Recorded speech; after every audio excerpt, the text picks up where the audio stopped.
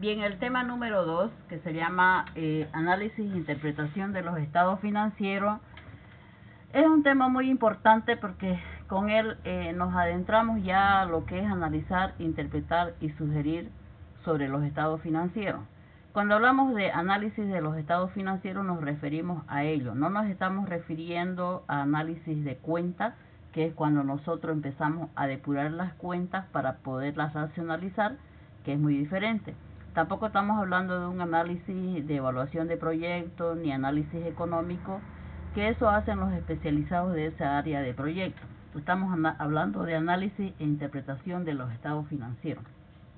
Viene a ser como la segunda parte de lo que es el concepto de contabilidad, cuando se decía la contabilidad viene a registrar a través de un proceso contable todas las transacciones que se han dado al interior de un negocio, para que a través de este proceso se puedan finalmente emitir los estados financieros, los cuales nos darán información muy sustanciosa para poder tomar decisiones y acciones. Entonces, el análisis e interpretación de estados financieros radica en ello.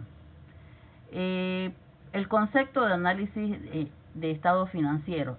Bueno, acá, como decíamos, los estados financieros cuentan pues una historia muy importante de lo que le ha sucedido a la empresa, de sus logros, de sus carencias, de sus faltas de muchas cosas.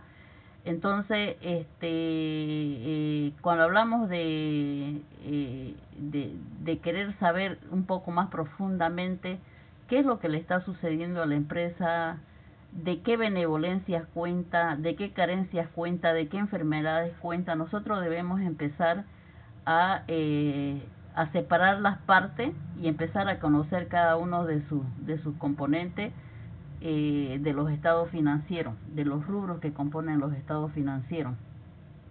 Entonces, es muy importante esto a raíz de que siempre queremos saber cómo está conformado, cuál es la calidad con la que se han conformado los rubros, al igual que como pasa, ¿no ves?, en la cuestión de un edificio, como dice acá el ejemplo, conocer cuál es la profundidad de sus cimientos, qué material ha sido usado, cuál es la calidad profesional con la que ha sido hecha. De la misma forma se tratan a los estados financieros.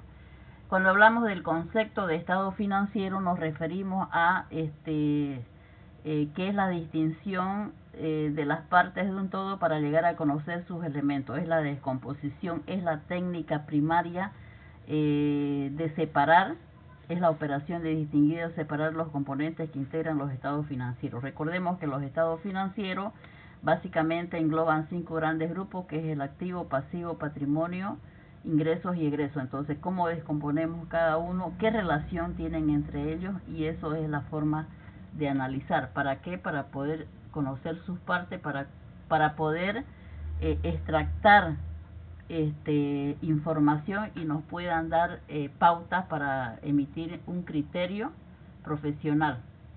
Cuando hablamos de concepto de interpretación es que a ese análisis que se ha hecho descomponiendo las partes de cada uno de los estados financieros, ver qué podemos apreciar sobre cada uno de ellos basado en nuestro criterio, basado en nuestro conocimiento, basado en nuestro sentido común, basado en nuestra experiencia y en la capacidad analítica que tengamos los analistas. Entonces, la apreciación, la opinión que demos sobre ello es una opinión subjetiva, pero basada en criterios pues muy fundamentados, ¿no?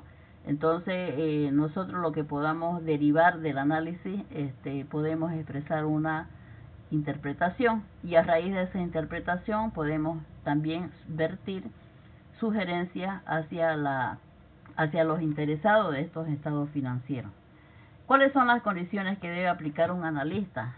En realidad un analista debe aplicar pues sentido común, es decir, sentido común no fuera de lo que no es real, algo que es evidente. Por ejemplo, si nosotros estamos observando una utilidad de 20 bolivianos comúnmente es utilidad. Ahora, que esta utilidad sea considerada poco, nada, ya viene a ser la apreciación que se da. Pero comúnmente, como sentido común, estamos viendo que es una utilidad y nadie lo va a discutir. Conocimientos adquiridos a través de su educación formal. Obviamente, ¿no?, que un analista para ser tal necesita pues haberse formado primeramente, recibir todos los conocimientos para poder con toda certeza poder aplicar su apreciación. De lo contrario no podrá hacer esto. La experiencia es, bueno, pues el toque que le da, ya complementa, ¿no?, a los conocimientos, porque no solamente un buen analista consolida su análisis e interpretación con la experiencia, y eso se hace a través de los años de trabajo que se haga de los estados financieros. La capacidad analítica, bueno, la capacidad analítica, mientras más práctica vamos desarrollando, mientras más conocimientos tengamos, mientras más experiencia vamos adquiriendo, la capacidad analítica se va desarrollando cada vez de forma más grande. Propósito de los estados financieros. Bueno, los estados financieros tienen muchos propósitos. Enterarnos de la situación crediticia. Acá nos preguntamos, ¿la empresa tiene capacidad de pago a corto plazo? ¿Tiene capacidad de pago a largo plazo? ¿Tiene capacidad crediticia? ¿Tiene credibilidad? ¿Tiene capacidad de endeudamiento? Entonces, a través del análisis se mide esta situación. Podemos establecer cuál es la capacidad a corto plazo, precisamente determinando esta capacidad crediticia, que lo vamos a ver en los diferentes métodos que desarrollemos, y también la capacidad a largo plazo, aunque por ejemplo las obligaciones a largo plazo, de acuerdo a procedimientos contables, poco a poco pues van pasando al corto plazo. La insuficiencia de capital de trabajo. Por ejemplo, la insuficiencia, el capital de trabajo es pues con lo que la empresa trabaja todo el tiempo, todos los días, dentro de lo que son sus operaciones. Normalmente acá nosotros podemos ver el giro del dinero, el retorno del dinero, está la relación entre dinero, inventario, cuentas por cobrar si es que las hubiera, cuentas por pagar. Eso es el capital de trabajo, lo que usa todos los días el negocio para poder hacer normalmente sus operaciones. Y si el capital de trabajo es insuficiente, pues se torna en una situación de anomalía, ¿no?, de carencia. Entonces, una insuficiencia, debemos medir si el capital de trabajo está insuficiente o está en exceso. Lo ideal es que el capital de trabajo pues esté en un estatus racional. Si vende y recupera el importe de sus ventas antes del vencimiento de sus obligaciones, eso significa que no se produzcan, no se compren las mercaderías y se vendan a destiempo, que le genere a la empresa problemas de desarrollo de operaciones normales, ¿no? Si los vencimientos de su pasivo a corto plazo están espaciados en forma conveniente, eso significa que muchas veces la empresa incurre en una serie de obligaciones, pero sin planificación. Entonces, los administrativos de la empresa o quienes están a cargo de la empresa deben manejarse constantemente en términos de planificación, en términos de poder desarrollar flujos que le permiten ver los espacios de estas deudas, si puede o no puede, porque no nos sirve de mucho endeudarnos sin tener el compromiso de pago en términos de espacio, de tiempo espaciado. Si el capital propio está proporcionado a su capital ajeno. Acá se habla de proporcionalidad entre el capital propio y entre el capital ajeno, es decir, entre el capital que proviene de los acreedores de afuera con los inversionistas de adentro, o sea, los dueños. Nosotros podemos ver el nivel, digamos, si la empresa está más en manos de los capitales ajenos o de los capitales propios, y qué relación o qué ¿Qué mensaje nos brinda esta situación? Aunque ahora, por ejemplo, en la realidad, ante las competencias y ante las diferentes posibilidades que tienen las empresas, es muy importante pues el hecho, digamos, de que se obtenga utilidades, aún sea mayormente de capitales ajenos, resulta ser un poco racional, ¿no? Si su situación financiera es satisfactoria. Cuando nosotros decimos que la situación es satisfactoria, es porque cuenta con el buen nivel de liquidez, cuando hay un buen nivel de capital de trabajo, cuando hay un buen nivel de retorno del efectivo, significa mucho, ¿no? Varias cosas. Entonces, hablar de situación financiera es cuando tiene una buena situación financiera a corto plazo, a largo plazo, y eso hay que verlo y estudiarlo. Si hay sobreinversión en cuentas por cobrar en inventario o bienes de uso.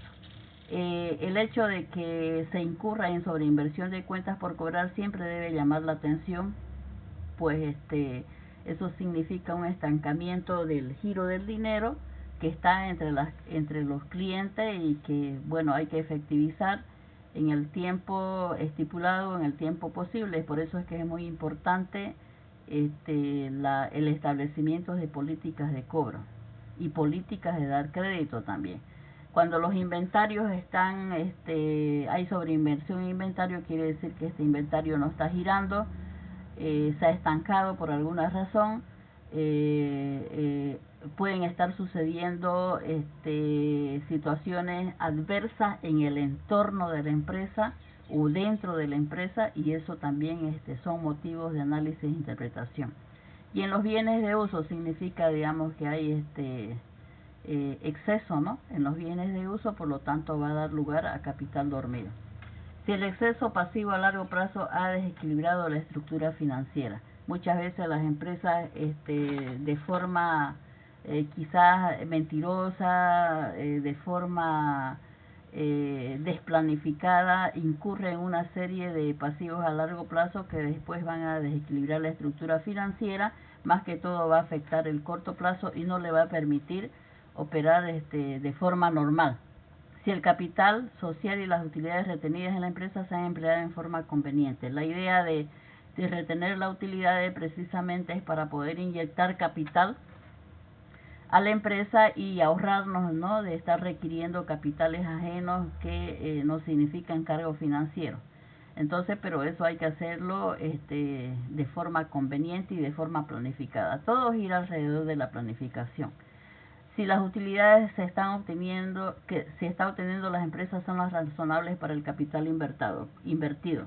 Como habíamos dicho inicialmente, toda empresa como objetivo número 1 busca lucrar, busca utilidades, pero estas deben ser razonables, deben responder a las expectativas de sus inversionistas originalmente, y que valga la pena, en otras palabras simples. Si las depreciaciones o amortizaciones son por cantidades adecuadas, eso significa encontrar los mejores métodos, pues, ¿no?, de amortización y de depreciación, para que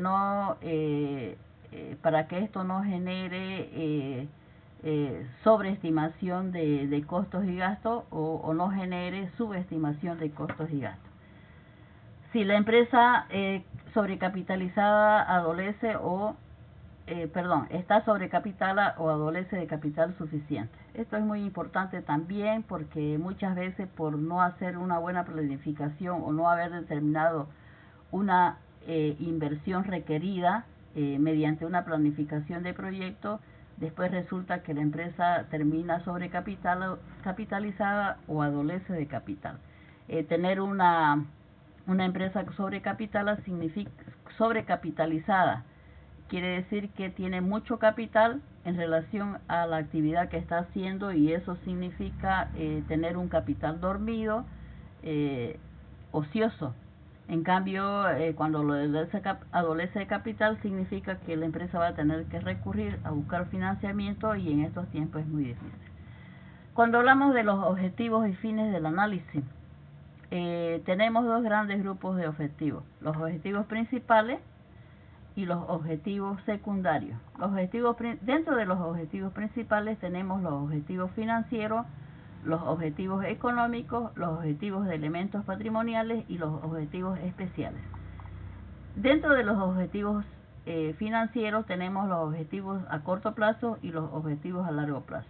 Cuando hablamos de los objetivos a corto plazo, hablamos del giro del dinero, el giro, ¿no? Cómo gira el dinero, si lento, rápido, normal, etcétera. La capacidad de pago y de endeudamiento a corto plazo. Ahí es cuando nos preguntamos, ¿la empresa puede pagar? ¿La empresa puede endeudarse? Cuando hablamos del grado de liquidez, es si la empresa cumple con sus obligaciones en un determinado momento en las condiciones normales y en un momento dado que esté respaldado con una planificación de flujo. Y también se estudia el capital de trabajo, con lo que la empresa trabaja normalmente en el corto plazo o todos los días. Los objetivos a largo plazo, financieros a largo plazo, se refieren a la capacidad de pago y endeudamiento a largo plazo. Ahí nosotros vemos sobre la situación de los financiamientos a largo plazo, que obviamente poco a poco van a ir pasando al corto plazo, pero de qué manera esto afecta a toda esa estructura. Hablamos también del colchón financiero y hablamos del respaldo de los activos fijos con respecto a las deudas a largo plazo. Cuando hablamos de los objetivos económicos, siempre se habla de que las empresas, lo que le da vida a la empresa son las ventas. Y acá nos preguntamos si esas ventas que está originando la empresa o que está incurriendo la empresa son capaces de generar utilidades.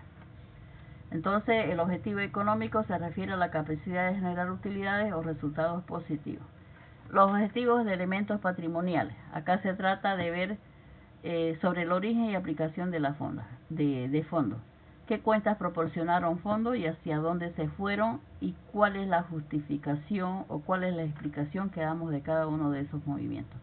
Los objetivos especiales se refieren al análisis en particular, por ejemplo, grado de análisis especiales como de rendimiento, análisis especiales de los costos ocultos, por ejemplo, análisis especiales sobre el comportamiento del personal, porque siempre vamos a recordar de que todo lo que sucede al interior de la empresa en sus tres factores de producción, como son los recursos humanos, los recursos materiales o los recursos económicos, siempre van a repercutir en lo que son las utilidades.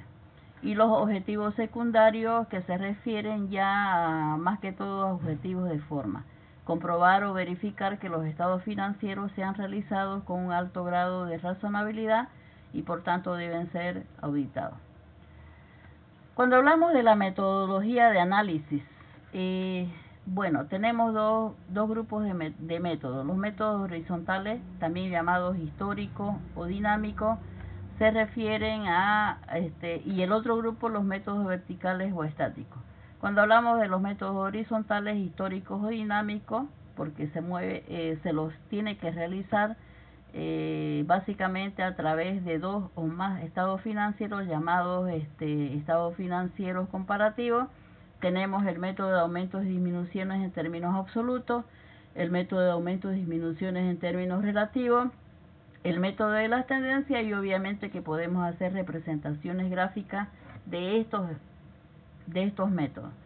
Cuando hablamos de los métodos verticales o estáticos, nos referimos a los métodos de porcentajes integrales o llamados métodos de base común o al 100%. Y acá hacemos la serie de razones o ratios, que es una diversificación variada y que se la ve una por una, ¿no? ¿Qué medidas debemos tomar previas al análisis? Debemos tener cuidado que los estados financieros deben ser auditados. ¿Por qué? Porque necesitamos ver la razonabilidad de esos estados financieros, que no vayamos a trabajar sobre estados financieros que tienen observaciones o que no son racionales, y que los estados financieros deben estar adecuadamente expresados, obviamente, ¿no? Expresados en el buen sentido de la palabra. Tipos de análisis. Tenemos dos tipos de análisis, el análisis interno y el análisis externo. El análisis interno son para aquellas personas que están dentro del entorno de la empresa, que pueden tener acceso de forma directa a los estados financieros y obviamente acá tenemos al contador, a la administración, a los dueños, es más fácil, ¿no? En cambio el análisis externo es un análisis externo hecho por entidades que están fuera de la empresa, como por ejemplo la banca, las instituciones como por ejemplo la Caja Nacional, la AFP, la alcaldía, impuestos nacionales, etcétera, y que pueden hacer un análisis pero directamente con la información de mano que se le proporciona. Campos del analista. Como habíamos dicho cuando hemos conversado sobre el rol del contador, el contador como tal, como función principal de ser contador, es decir, encargado de los estados financieros a través de los procesos contables, en cualquier tipo de empresa, entonces su campo de acción también está direccionada en la misma forma, es decir, puede hacer análisis e interpretación de estado financiero de cualquier índole de empresa. Cuando hablamos de las fallas financieras y económicas, primeramente, las fallas financieras y económicas son anomalías, son enfermedades que le pueden suceder a la empresa. Y estas anomalías y estas enfermedades nosotros las podemos ir detectando conforme vamos analizando e interpretando los estados financieros. Pueden ser de dos tipos, fallas financieras y fallas económicas. Más que todo las fallas financieras las encontramos en el balance general y las fallas económicas las encontramos en el estado de resultados. Estas fallas pueden interferir entre ellas. Una falla puede acarrear otra falla. Una falla financiera puede afectar una falla económica o una falla económica puede afectar una falla financiera. Por ejemplo, cuando se empieza a vender menos, va a haber menos retornos de efectivo. Entonces eso, la disminución de las ventas puede afectar la liquidez de la empresa y así sucesivamente nosotros podemos dar diferentes ejemplos. La falta de liquidez existe cuando la entidad no tiene capacidad de pago de forma inmediata o en el momento adecuado. El hecho, por ejemplo, de contar con un efectivo permanente en caja no significa liquidez, significa tener esa liquidez en un momento adecuado para pagar las obligaciones de la empresa. Sobre inversión en cuentas por cobrar, se da cuando la empresa ha seguido una política liberal en la concesión de créditos, es decir, debe tener mucho cuidado a la hora de hacer sus políticas de dar crédito y sus políticas de cobro también la empresa. Carencia o sobreinversión de inventario, es cuando existe desproporción de los inventarios. La falta de inventario genera poco volumen de venta y el exceso de inventario pues genera que los inventarios se corren el riesgo de echarse a perder, de ser afectados por factores climáticos o simplemente estén dando lugar a un capital dormido. Falta de inversión en los activos fijos, muchas veces la empresa necesita desarrollarse, ampliarse, pero hace falta los activos fijos o los bienes de uso y no se puede explotar más. Capacidad de pago a corto y a largo plazo, falta de capacidad de pago a corto plazo, cuando la empresa empieza a enrolarse en la falta de pago es un problema, ¿no? Es un problema que ocasiona y hay que tener mucho cuidado. Capital insuficiente, sobrecapitalización, mala utilización de los resultados. Dentro de las fallas económicas podemos observar el pequeño volumen de venta. Acá nos preguntamos, no es muy notorio preguntarse por qué estamos vendiendo mucho, más bien es muy saludable. Pero cuando hay pequeño volumen de venta nos empezamos a preguntar, ¿qué está pasando? ¿Qué está pasando para que haya un pequeño volumen de venta? ¿Será que el producto ya no está siendo aceptado? ¿Será que el producto no tiene calidad? ¿Será que el producto ya no resulta agradable para las personas? ¿O simplemente ya este producto no va? Entonces algo está afectando a la venta, o hay muchas competencias, o por ejemplo también se está vendiendo demasiado, tiene precio muy elevado. Todo eso afecta. O por ejemplo lo que nos está sucediendo actualmente, la pandemia, los bloqueos, eso origina un pequeño volumen de venta. Los costos elevados, bueno, tanto en los costos de adquisición como en los costos de producción o los costos de servicio, dependiendo del tipo de la empresa. Entonces, a veces hay descuido también que originan costos elevados, hay costos ocultos que repercuten en estos costos o simplemente por factores externos se están dando los costos elevados. Igualmente los gastos elevados, los ingresos, los resultados positivos, etcétera.